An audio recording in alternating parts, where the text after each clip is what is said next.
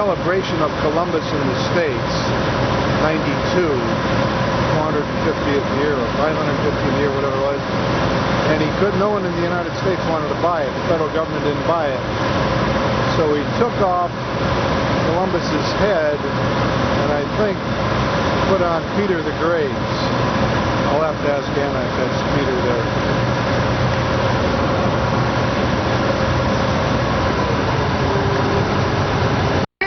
Who did it? It was done here in Moscow? Yes, yes. Zurab Tseretelli, the head of the Russian Academy of Arts, wanted to give it as a present to the people of New York. Okay. But they said, thank you, but thank you.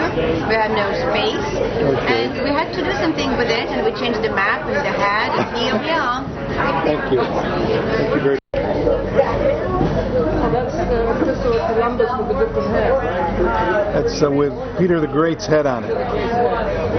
It's now Peter the Great. I don't know if I got Anna doing all that, but they put Peter the Great's head on it, and it's now here. They're going to give him a bounce ride there, I think, to the amusement center. They just brought those people up to the top, but we're getting out of viewing range. Oh, still going on. Maybe they're getting off up there. I don't know.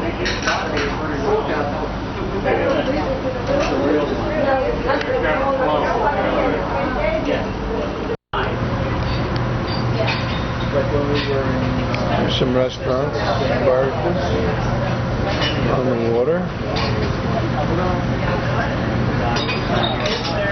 Some kind of an entertainment center there. A major building.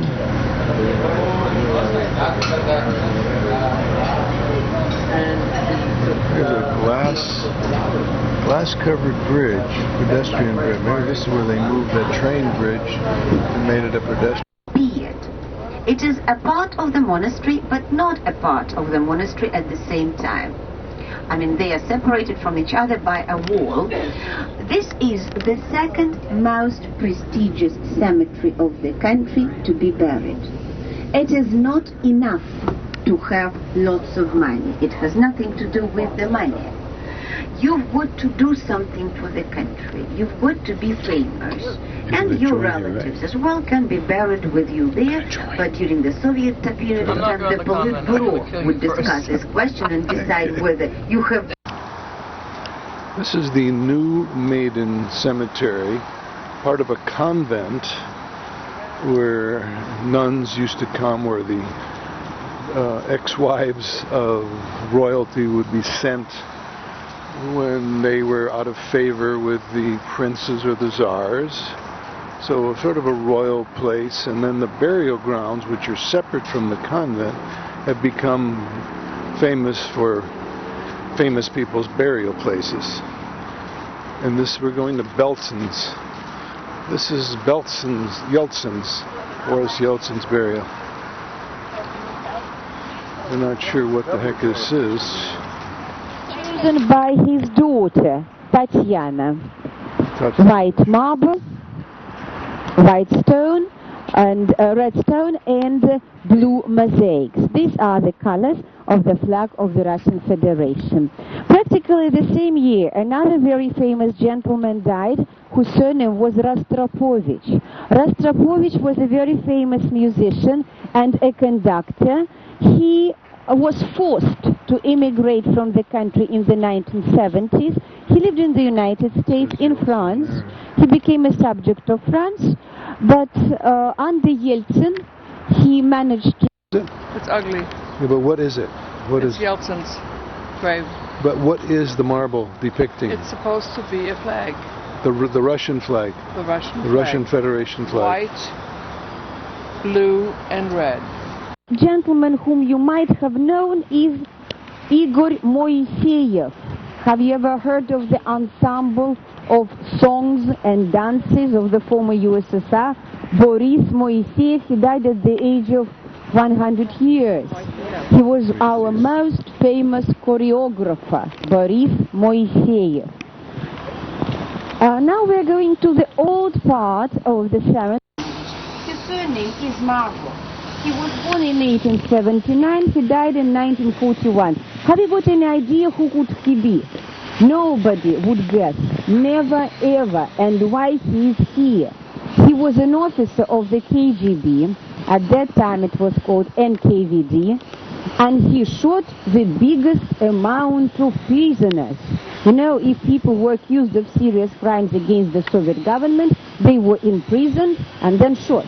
You saw that building at Lubyanka. There are some buildings of prisons around that as well. So do you think his family knew about that? Not necessarily so.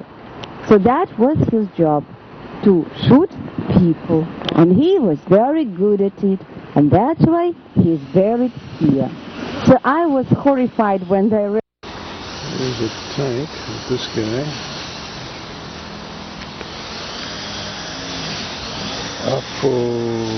Appointment. It's in general. Throughout the world, people use the system of training actors and actresses using Stanislavsky system. This is where he is buried. You want picture of Stanislavsky. What is that depicting there? Stanislavsky slot. Something here. He's cleaning it up.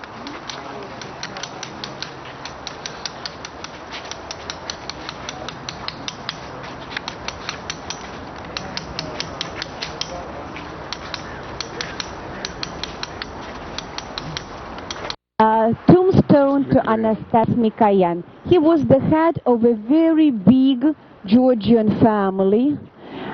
He was, I would say, the right hand of Stalin, a very wise politician who had a very long political career.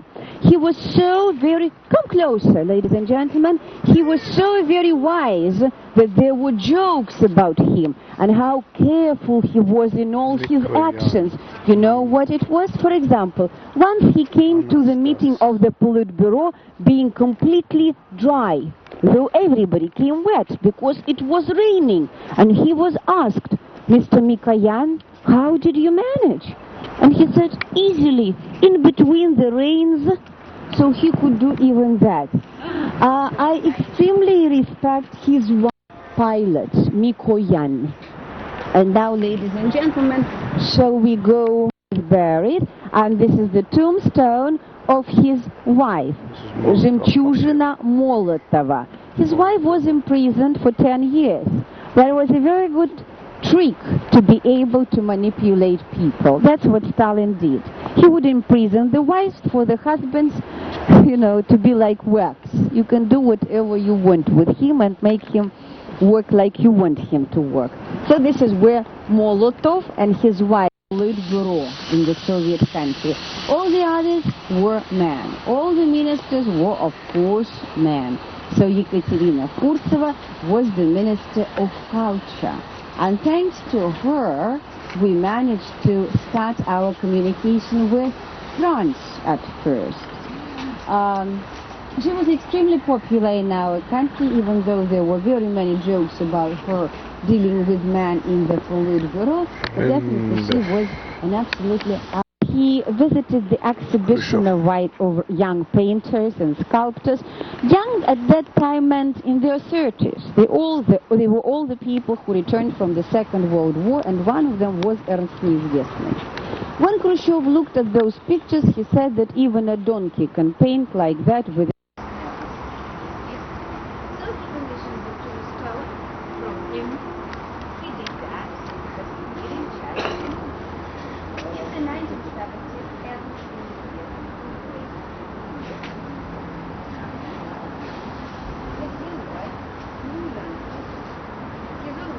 Moscva.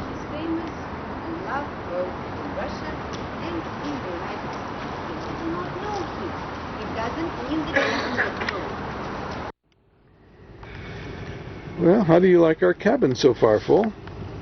I like it. Pretty similar to what we're used to. Yeah. Little TV set up there.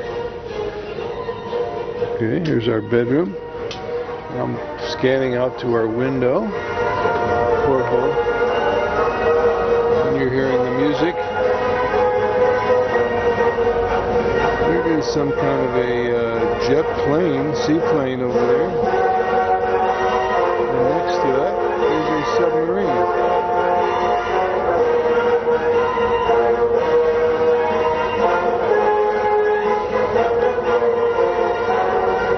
This is the Moscow River we're on now. No, sorry, this is the Volga River. Mighty Volga River taking us north. We are on the Moscow River. People waving. Lots of boats, lots of tourists here. This is the Moscva Yeltsin, it looks like. And there's tributaries. I'm going to pan the skyline. I think we're heading north at this point.